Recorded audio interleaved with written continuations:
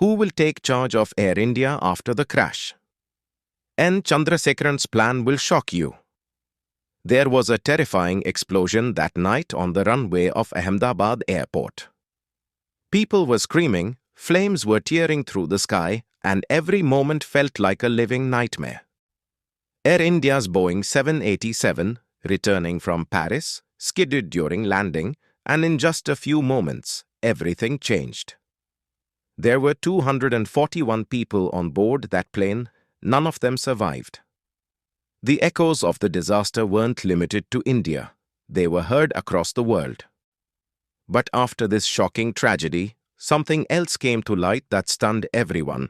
Tata Sons chairman N Chandrasekaran has personally taken charge of Air India.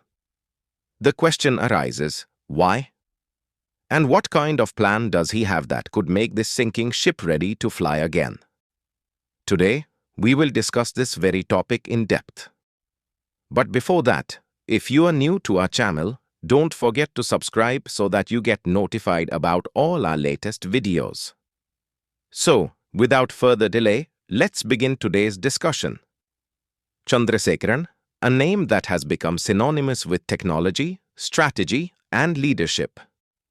The man who placed the Tata Group among the world's most trusted industrial giants has now taken charge of a new battle, this time for Air India.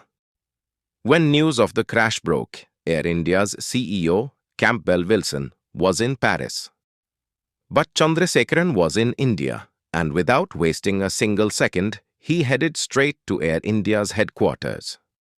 He knew this wasn't just a plane crash, it was a crash of public trust. The trust that millions of Indians had placed in Air India had been shaken. Chandrasekaran realized that this was not the time to merely issue directives to a CEO, it was time to step into the field himself. He took over the day-to-day operations of Air India. While Campbell Wilson did travel to Ahmedabad after the crash to meet the families of the cabin crew, the real strategic command had now shifted to Chandrasekaran. It's often said that a true leader is one who does not back down in times of crisis. And this isn't the first time in the Tata Group's history. In 1989, when a massive fire broke out at Tata Steel, J.R.D. Tata took charge personally. After the 26/11 terror attacks, Ratan Tata stood at the front lines to restore the Taj hotels. And now, Chandrasekaran is carrying that legacy forward.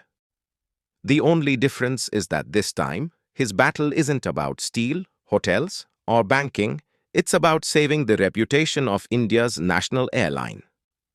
Air India, which the Tata Group repurchased from the government in 2022, was already on a transformation mission. But in recent months, a series of technical faults, flight delays, and now this horrific accident have all combined to damage the company's image. Chandrasekaran now wants to rebuild this broken image. According to sources, he is not just doing crisis management, but also laying the foundation for the future.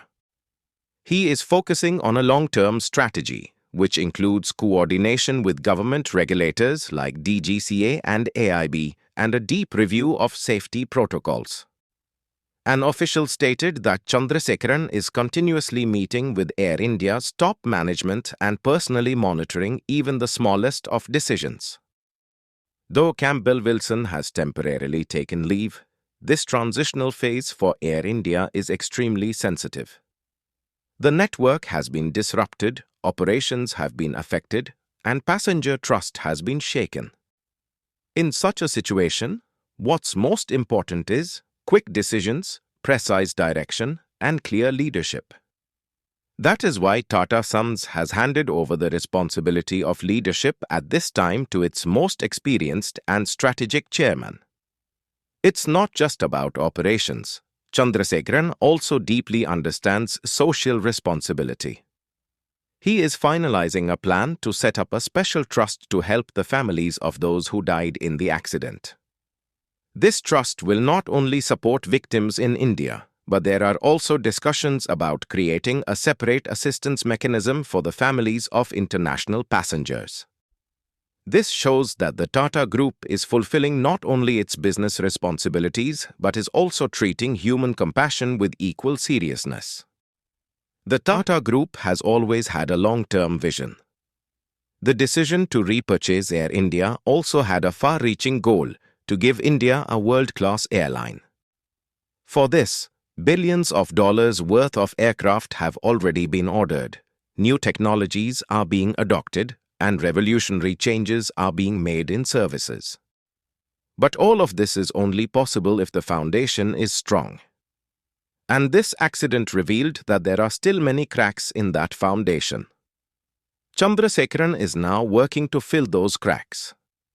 He has begun preparing an emergency plan, formulating strategies to tackle potential dangers.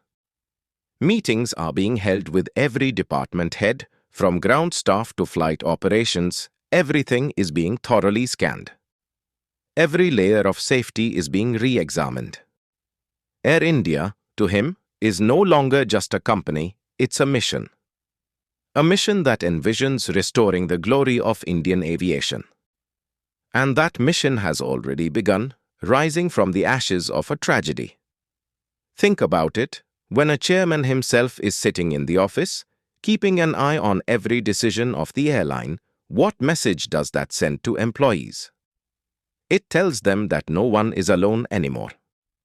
That this fight is not just the CEO or the pilots, it's the fight of the entire team, led from the very top.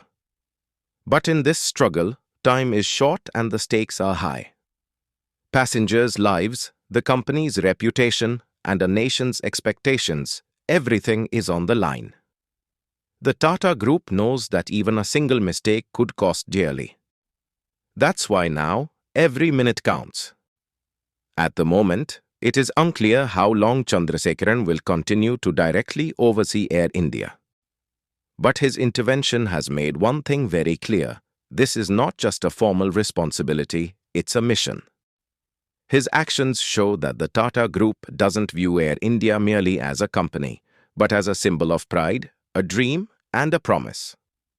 A promise to the passengers who want to trust Air India again. A promise to the employees who carry that trust on their shoulders every single day. Now the question is, will Chandrasekaran's leadership style be able to elevate Air India to the heights he and the entire nation have envisioned? Or is this just a temporary relief, with the real test yet to come? The story isn't over yet.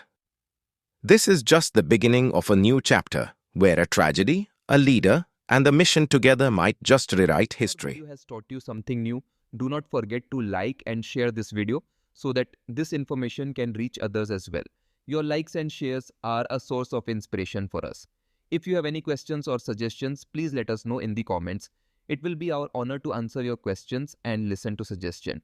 And yes, if you like our content, subscribe to the channel and press the bell icon so that you stay connected with every new story. Thank you. GRT Business YouTube channel sources, news from various news agencies, opinion polls and other public sources. We try to ensure that every report and summary is accurate and verified, but we are not responsible for any dispute or error. Our aim is only to provide you with accurate information.